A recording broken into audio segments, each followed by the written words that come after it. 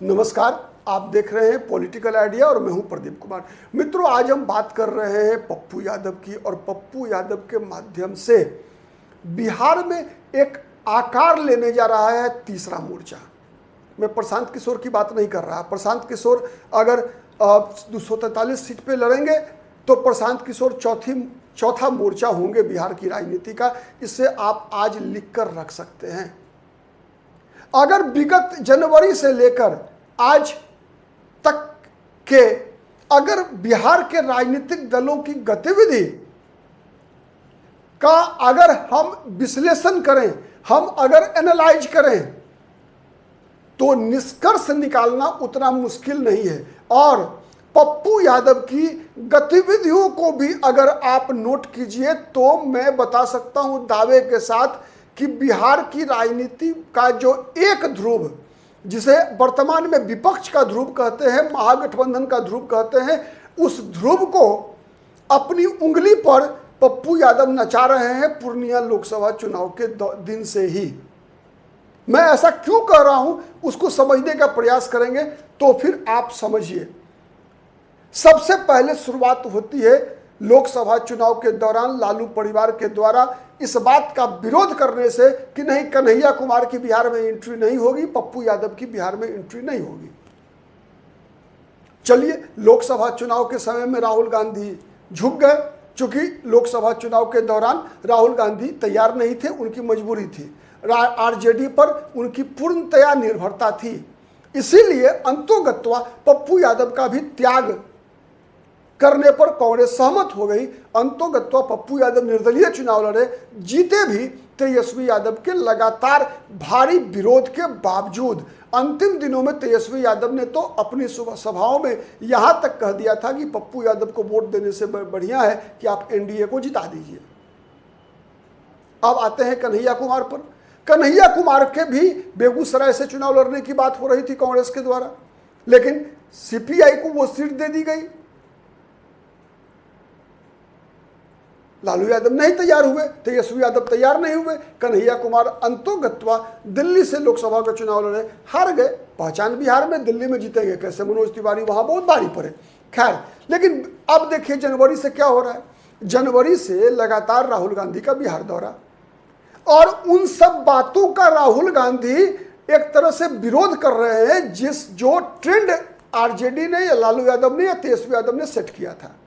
क्या था? पप्पू यादव को बिहार में कांग्रेस में नहीं मिलेगा महत्व, कन्हैया कुमार की बिहार में एंट्री नहीं होगी, कांग्रेस बी टीम बन के रहेगी। तीनों चीज को राहुल गांधी ने काटा।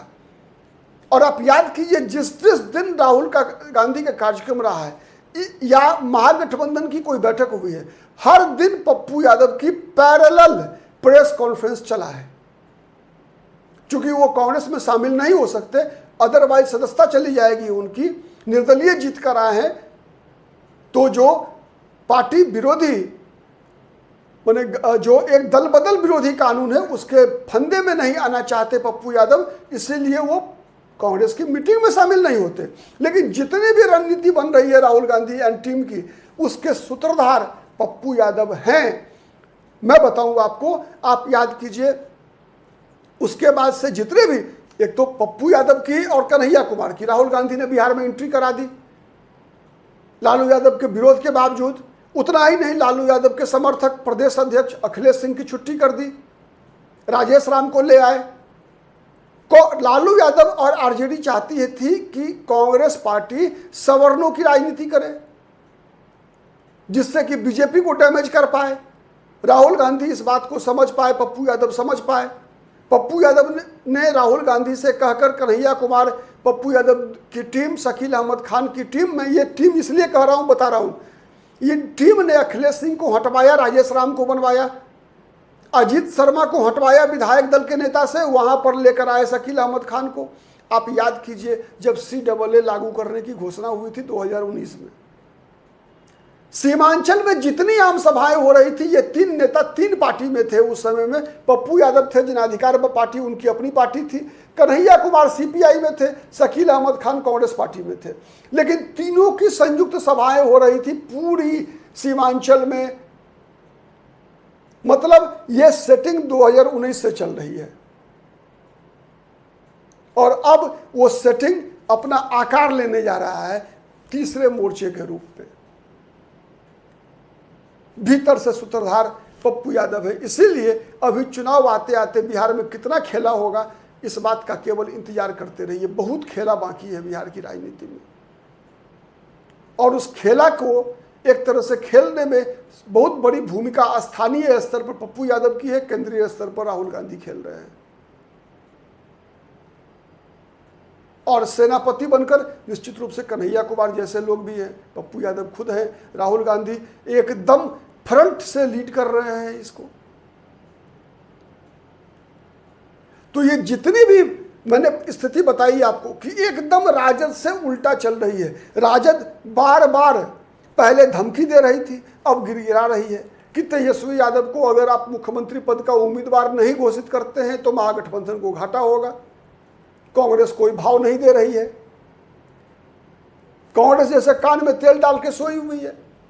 लेकिन जब जब आरजेडी और तेजस्वी यादव का ऐसा बयान आता है, या तेजस्वी यादव मुकेश सहनी से बयान दिलवाते हैं कि जल्दी से जल्दी मुख्यमंत्री और उप मुख्यमंत्री पद के उम्मीदवार की घोषणा कीजिए, तब पप्पू यादव क्या कहते हैं? पप्पू यादव का उसी दिन प्रेस कॉन्फ्रेंस होता है और पप्पू यादव कहते हैं कि नहीं, अब समय आ गया है जब बिहार का नेतृत्व किसी दलित को देना चाहिए, किसी अति पिछड़ा को मिलना चाहिए। याद कीजिए, जिस दिन बिहार में तीसरी बैठक हो रही थी महागठबंधन की, उसी दिन पप्पू यादव एक बैठक कर रहे थे अपने जनाधिकार पार्टी से जुड़े हुए पुराने लोगों का। और उस बैठक में पप्पू यादव मांग करते हैं कि कांग्रेस के जो प्रदेश अध्यक्ष नए बनाए गए हैं डॉक्टर राजेश कुमार राम, उसको मुख्यमंत्री पद का उम्मीदवार बनाने की। अब ये कौन सी पप्पू यादव राजनीति कर रहे हैं? पप्पू यादव चुन चुन कर लालू परिवार तेजस्वी यादव से एक एक अपमान का, एक एक नुकसान का बदला ले रहे हैं। अब आते हैं दूसरे चरण में, जो मैंने बताया आपको शुरुआत में कि ये आकार कैसे ले लेगा। दूसरा चरण कुछ भी हो सकता है। पहला आकार लेने का स्वरूप का बात मैं बता रहा हूं आपको। जनता दल यूनाइटेड के वरिष्ठ मंत्रियों के संपर्क में है। लगातार बीए कुमार चौधरी जो नीतीश कुमार के सबसे नजदीकी हैं, उनके संपर्क में पप्पू यादव रह रहे हैं। आज बताइए, बिहार की राजनीति में 3 व्यक्ति ऐसा है जो नीतीश कुमार के सबसे नजदीक है बिहार सरकार में। एक बीए चौधरी है, बिहार के मंत्रिमंडल में बीए चौधरी है। दूसरा अशोक चौधरी है। दोनों चौधरी वैसे जाति दोनों की अलग अलग है। बीए चौधरी भूमिहार जाति से आते हैं, अशोक चौधरी पासी समाज से आते हैं। ठीक है। तो अब और तीसरा उमेश कुशवाहा है। तो ये तीनों में से 2 व्यक्ति से लगातार पप्पू यादव की बातचीत होती है, हो रही है। कभी भी ऐसा हो सकता है। आपको याद है ना, पिछली बार नीतीश अप्रैल में लोकसभा का चुनाव हुआ 24 का, और 28 जनवरी को नीतीश कुमार महागठबंधन छोड़कर बीजेपी के साथ चले गए थे। मतलब कितने दिन का समय था? 3 महीना मात्र। अभी तो 4 महीना बचा हुआ है लोकसभा चुनाव में, सॉरी विधानसभा चुनाव में। कुछ भी हो सकता है, जदयू कहीं भी जा सकती है।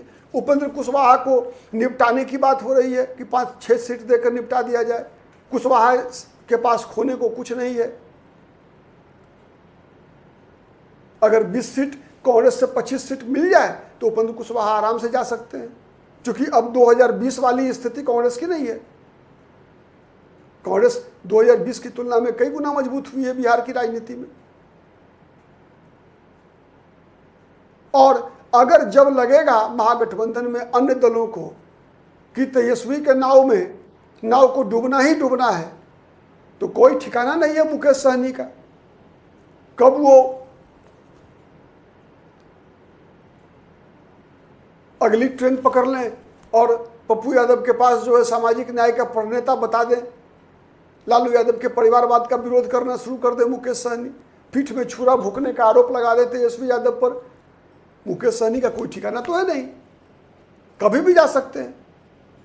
सीपीआई सीपीएम को भी कांग्रेस के साथ चुनाव लड़ने में कोई दिक्कत नहीं होगी। और वो हो सकता है क्यों, आपको मैं बताऊं। कन्हैया कुमार का संबंध कहां से रहा है? सीपीआई से रहा है। कन्हैया कुमार जब सीपीआई छोड़कर कांग्रेस में आए थे, बिहार का 80% सीपीआई आ गया था, कांग्रेस में शामिल हो गया था। जो बचे खुचे हैं उनके साथ भी कन्हैया कुमार, चूंकि जवाहरलाल नेहरू विश्वविद्यालय छात्र संघ के अध्यक्ष रहे, एक जमाना था जब सीपीआई और एआईएसएफ के हीरो हुआ करते थे। बड़े नेताओं से संबंध है, संपर्क है, कभी भी सीपीआई सीपीएम को कांग्रेस के पाले में लाके खड़ा कर सकते हैं। तो ये सब ऐसी स्थिति है, कल्पना कीजिए कल कांग्रेस के साथ जनता दल यूनाइटेड और कांग्रेस पार्टी का गठबंधन हो जाए, अनुमान लगा सकते हैं आप, पूरा का पूरा मुस्लिम वोट बैंक नीतीश कुमार के साथ आ जाएगा, कांग्रेस के साथ आ जाएगा। कांग्रेस और जदयू का अगर गठबंधन हो जाए बिहार में, और पप्पू यादव लगातार नीतीश कुमार की प्रशंसा करते हैं, तो कई संकेत हैं। देखिए आने वाले दिनों में बहुत बड़ा धमाका होगा, लेकिन तीसरा मोर्चा खड़ा होगा, यह तय है। कौन होंगे कांग्रेस के सहयोगी, ये अभी थोड़ा पप्पू यादव उसमें लगे हैं। कई गुप्त मीटिंगें चल रही हैं, आगे आगे देखिए होता क्या है। आज के लिए इतना ही, बहुत बहुत धन्यवाद, नमस्कार, जय हिंद, जय भारत।